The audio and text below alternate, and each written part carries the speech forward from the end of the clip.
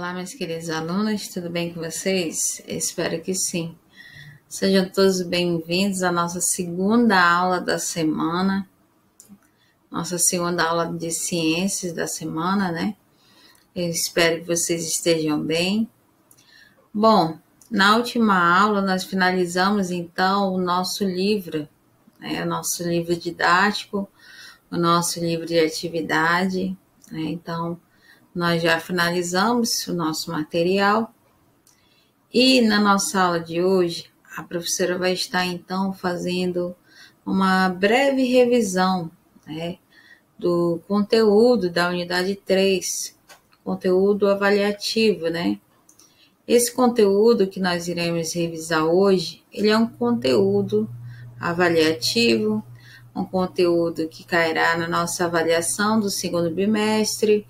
Então, eu peço que você preste muita atenção na nossa aula de hoje. A aula essa que é de extrema importância, vai nos ajudar para que possamos fixar melhor o conteúdo, né, avaliativo. Então, preste bastante atenção na nossa aula de hoje. Essa aula vai nos ajudar para que a gente venha se preparar melhor para a avaliação bimestral. Então, eu peço que você preste atenção nesse momento, na nossa videoaula de hoje. Inclusive, a nossa atividade de hoje, ela vai ser a partir dessa videoaula, nós vamos fazer a nossa atividade de hoje. Então, eu peço que você preste bastante atenção no que nós vamos revisar agora. Esse conteúdo não é segredo, nós já estudamos, né, no início do bimestre. E agora nós vamos reforçar e relembrar aquilo que já estudamos, tá bom? Então vamos lá para a nossa revisão de hoje da unidade 3, Sol, Terra e Lua. Na unidade 3, a gente então falou um pouquinho sobre o Sol, a Terra e a Lua. Então, quando a gente olha para o céu, a gente vê uma grande imensidão, né? É algo incontável, né? E quando a gente olha para o céu, a primeira coisa que a gente vê são pontos luminosos, que são as estrelas, né? Estrelas essas que se originam através de nebulosas, que são nuvens, né, de poeira e gases que dão origem às nossas estrelas. E, além disso, quando a gente observa essa imensidão que é o céu, nós também observamos planetas, né? Observamos satélites naturais, cometas. Então, o ser humano, desde a antiguidade, ele sempre procurou desvendar esses mistérios que envolviam o nosso universo. E aí, algo que o homem sempre fez, né, desde antigamente, e que fazemos até hoje, é observar, né? É observar esse universo, é observar esses corpos celestes, é observar os movimentos que esses astros realizam. Então, a partir dessas observações que o homem fez, né, desde a antiguidade, há muito tempo atrás, foi a partir dessas observações que nós tivemos a criação, né, a descrição dos movimentos que o Sol, a Terra e a Lua realizam. E algumas dessas descrições, elas foram denominadas de modelos cosmológicos. E esses modelos cosmológicos, eles foram influenciados, né? Foram descritos e influenciados pela cultura daquela época, né? E pelo aprimoramento de instrumentos como a luneta. E aí, aqui no quadro a seguir, a gente tem, então, mostrando resumidamente alguns pesquisadores que trabalharam, né, em cima desses modelos cosmológicos, né? Esses modelos que nos mostram, então, que nos explica como que ocorre a movimentação, né, dos astros, como que ocorre essa força existente no universo, né? Que tanto despertou a curiosidade humana, né, do ser humano. E aí, alguns modelos foram descritos por alguns pesquisadores. O primeiro dele foi Ptolomeu. Ptolomeu, ele foi descrito, o modelo cosmológico de Ptolomeu foi descrito no século II. Esse pesquisador chamado Ptolomeu, ele defendeu o modelo geocentrismo. O que é esse modelo geocentrismo, né? É um modelo que relatava que cada planeta e cada estrela orbitavam em torno da Terra. E sua teoria ela foi utilizada por mais de 1.300 anos. Então, o modelo de Ptolomeu ele é conhecido como modelo geocêntrico, né? Ou também geocentrismo, em que diz que a Terra é o centro do universo. Esse modelo ele foi utilizado por todo esse período de anos, né, de 1.300 anos. Por quê? Porque ele era um modelo em que a igreja, na época, né, a igreja era que ditava as regras, né, a igreja, ela que detentia muito poder na época, então a igreja, ela aceitava o modelo de Ptolomeu, porque botava a Terra como centro, né, do sistema solar, como centro do universo. Então colocava o homem numa posição de grande importância. Foi por isso que esse modelo ele prevaleceu por muitos anos, né, por 1.300 anos. Só que aí surgiu o modelo de Nicolau Copérnico, né, Nicolau Copérnico.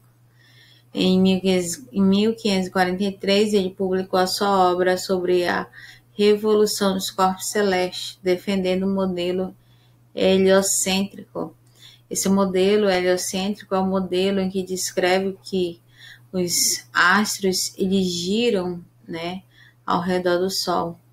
Ou seja, inclusive o planeta Terra e os outros planetas, eles giravam ao redor do Sol.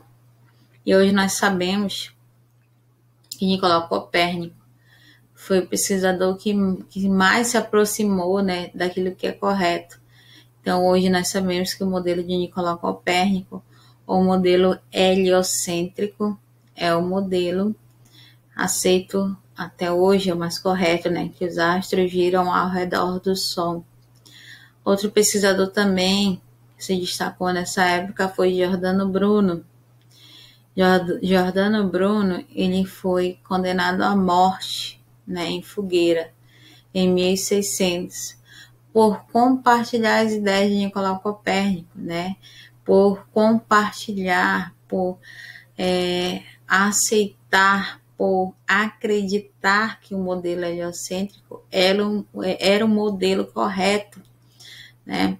Então, Giordano Bruno, ele acreditava que os astros, né, inclusive o nosso planeta Terra, eles giravam ao redor do Sol, e que o Sol que era o centro do universo. Então, ele compactuava com as ideias do modelo do heliocentrismo, né, que foi criado por Nicolau Copérnico. E por ele compactuar dessas ideias do modelo heliocêntrico, ele foi condenado pela igreja à fogueira, né? Então, ele foi morto em 1600, foi jogado à fogueira, porque foi condenado, né, pela igreja. Outro pesquisador também que se destacou aí nos modelos cosmológicos foi Galileu Galilei. Galileu Galilei, ele aperfeiçoou a luneta, que é um instrumento de observação, né? Então, ele aperfeiçoou essa luneta. Com isso, ele observava os astros e ele também defendeu o modelo de Nicolau Copérnico, de que o Sol era o centro do universo. Só que na época ele foi acusado de heresia, né? Ele era herege.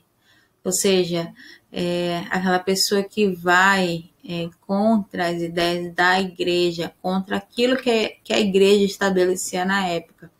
Então, ele foi levado a julgamento, só que ele negou, né? Quando ele foi julgado, ele negou que ele compactuava com o modelo de Nicolau Copérnico.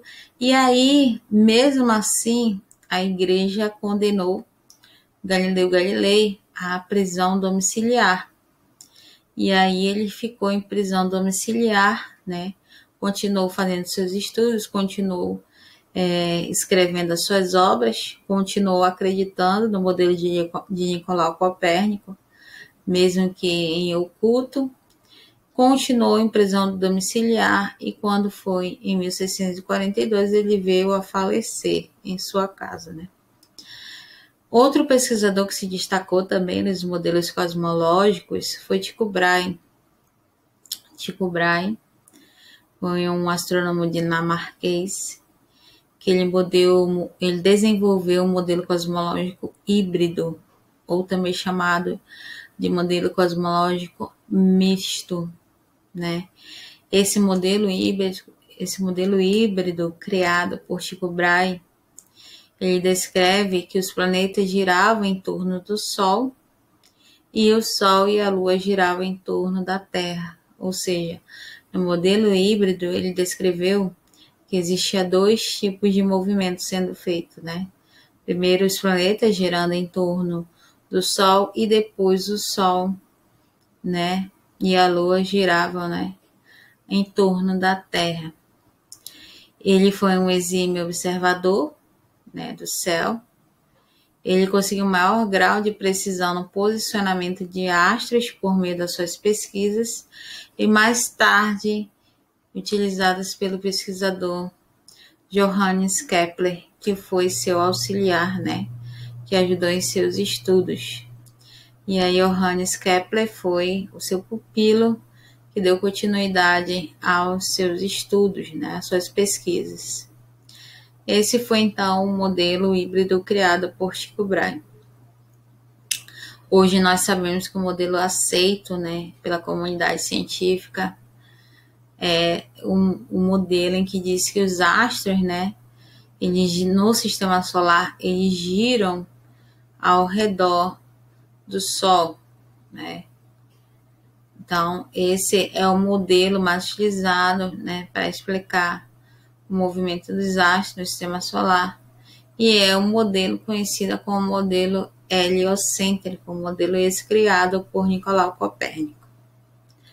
Bom, e aí a partir dessas observações, né, que o homem vinha fazendo, principalmente esse pesquisador Tycho Brahe, né, que ele era um exímio observador do céu. A partir daí, então, ele fez várias pesquisas, né, conseguiu uma maior precisão, né, na questão do posicionamento dos astros no universo. E aí ele tinha um pupilo, né, um auxiliar, que era chamado de Johannes Kepler. Esse pesquisador Johannes Kepler, que foi auxiliar de Tycho Brahe, ele se aprofundou, né, nas pesquisas de Tycho Brahe, e a partir daí, então, ele criou essas leis da gravitação, que são conhecidas como as leis de Kepler, né, porque o seu criador foi Johannes Kepler. E aí, nessas 3 leis, as leis que Johannes Kepler descreveu foram essas, né? A primeira lei, que é chamada de lei das órbitas. Então, os planetas, eles descrevem uma órbita elíptica, né? Que é essa volta, esse círculo que tem uma aparência oval, né? E que em um desses pontos, ele descreveu que dentro dessa elipse, né, dessa órbita elíptica, há 2 focos, e que em um desses focos, né, aqui há 2 focos, né, que em um desses focos você tem a posição do Sol. Então, a elipse, ela é como se fosse, não é um círculo perfeito, né? Então, essa elipse é essa órbita que os planetas, né, os astros realizam ao redor do Sol. Então, a primeira lei, ela descreve essa órbita, né, que os planetas, que os astros realizam ao redor do Sol. E dentro dessa elipse eu tenho 2 pontos, que é chamada de focos, foco 1 e foco 2, em que um desses focos eu tenho a posição do Sol. Na segunda lei, essa segunda lei é chamada de segunda lei, é a lei das áreas, né?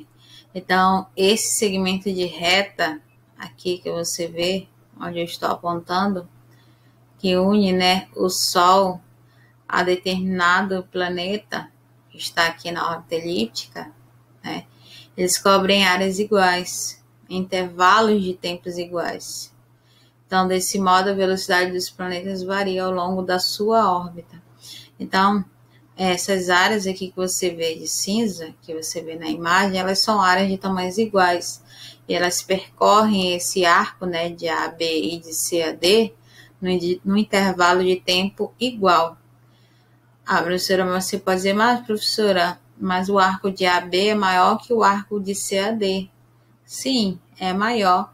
Só que aqui nessa posição do arco AB é uma posição em que o astro ele vai estar mais próximo ao Sol. Então, a força da gravitacional aqui ela vai ser maior.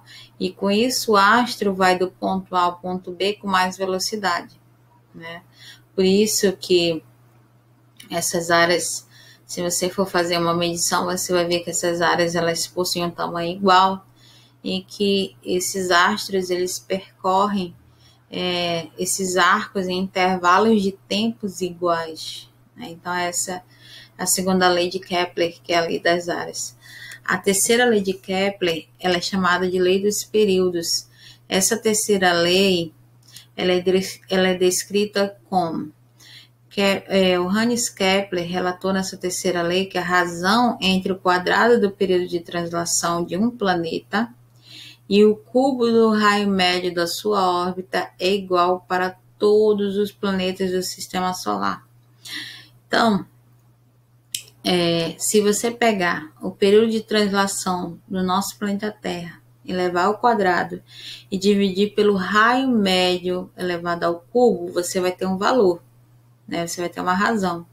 E que esse valor, essa razão, ela vai ser igual para qualquer planeta que você pegar do Sistema Solar, o valor vai ser o mesmo, né? Essa, então, é a terceira lei de Kepler. Vamos passar, então, para a próxima página. Vamos falar, então, aqui, né, para a gente finalizar essa revisão de hoje, vamos falar sobre a lei da gravitação universal. A lei da gravitação universal, ela também foi uma outra lei proposta por um pesquisador chamado de Isaac Newton. Com certeza você já deve ter ouvido falar sobre Isaac Newton.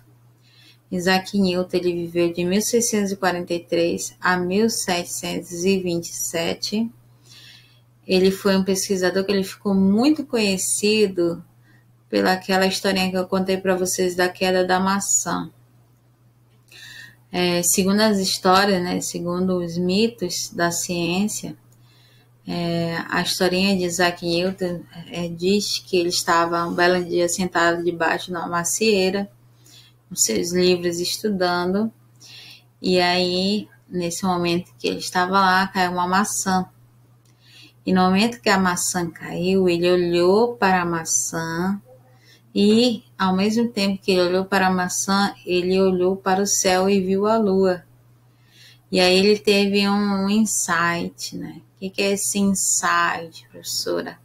Ele teve uma ideia, né? Uma dedução repentina. Então ele deduziu que a mesma força que fazia a maçã cair ao chão era a mesma força que fazia com que a Lua ficasse orbitando o nosso planeta Terra. Isso foi a historinha que é relatada, né? Que é contada quando a gente fala sobre Isaac Newton e a lei da gravitação universal. Então, nessa lei em que Isaac Newton descreveu essa força, na sua lei da gravitação universal, ele afirma que a força de atração entre quaisquer corpos que tenham massa no universo vai ser maior quanto maior for a massa dos corpos, ou seja, se você tem 2 planetas, 2 astros, e cada astro possui 10 toneladas, então automaticamente a força de atração entre esses 2 astros vai ser muito alta, vai ser muito grande. Agora, se você tem 2 astros em que a massa desses astros é de 1 tonelada, ou seja, menor, a força de atração entre eles vai ser menor. Então, a força de atração ela é diretamente proporcional à massa dos corpos. Então, se houver um aumento de massa do corpo, automaticamente a força gravitacional ela aumenta também. E quanto menor a massa, né, daquele corpo, menor será então a força de atração entre eles. Então, outro ponto também que ele observou é que quanto menor for a distância, né, entre os corpos, menor também será a força gravitacional entre eles. Por exemplo, um astro que tem a mesma massa da Terra, mas está a 3 AU, ou seja, a 3 unidades astronômicas de distância do Sol, ele fica submetido a uma força gravitacional que é igual à 9ª parte da força de atração existente entre a Terra e o Sol. Ou seja, a força de atração desse corpo, né, em relação ao Sol vai ser como se fosse 3 vezes, né, ou seja, como se fosse 9 vezes menor a força de atração. Então, se a gente for fazer um comparativo, a Terra ela está mais próxima do Sol, então a força de atração entre eles vai ser maior. Agora, um outro astro que está a 3 AU de distância, ou seja, a 3 unidades astronômicas de distância, ou seja, que está 9 vezes mais distante do Sol, a força de atração entre eles com certeza vai ser menor. Então, a gente entende assim, que quanto menor for a distância, maior é a força de atração. Quanto maior for a distância entre os corpos, né, entre os astros, também menor será a força de atração entre eles. E aí a gente tem que lembrar que a Terra ela está a 1 AU de distância do Sol, ou seja, está a 1 unidade astronômica de distância do Sol. E que a unidade medida U, ela significa unidade astronômica que corresponde à distância média entre a Terra e o Sol. E não esqueçam, né, que a 1 AU corresponde a 150 milhões de quilômetros de distância, né? E essa unidade astronômica, 1 AU, é a medida, né, de distância média entre a Terra e o Sol. Bom, meus queridos, então, a lei da gravitação universal, ela foi denominada assim por quê? Porque Isaac Newton observou, né, que existia uma força que a gente não consegue ver.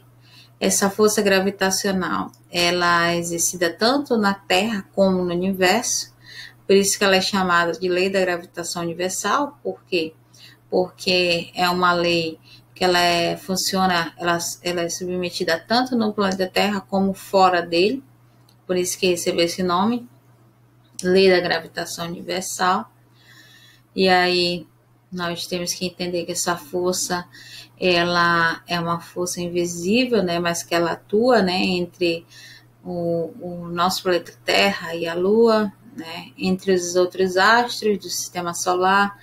É uma força que atua no nosso planeta Terra, tanto que tudo que se você soltar, né, algo da sua mão agora, vai cair, Você vai dizer que cai para o chão, mas na realidade está caindo para o centro, está sendo atraído para o centro da Terra, né? Então a força da gravitação, ela faz isso, ela atrai os objetos para o centro da Terra, e é isso que Isaac Newton observou e descreveu na sua lei da gravitação universal.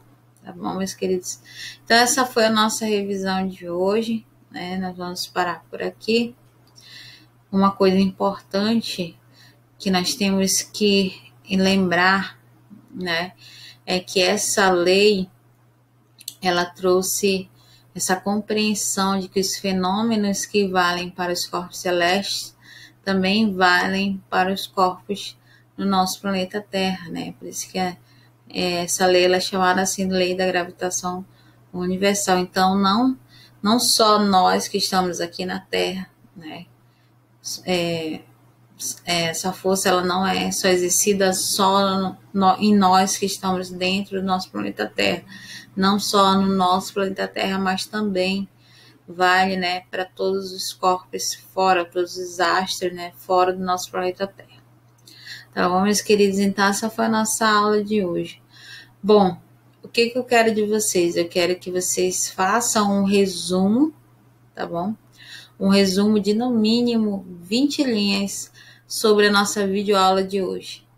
Então, meus queridos, repetindo, a nossa atividade de hoje, você irá fazer um resumo, tá bom? Um resumo de no mínimo 20 linhas e você irá tirar foto e entregar para mim no privado, tá bom?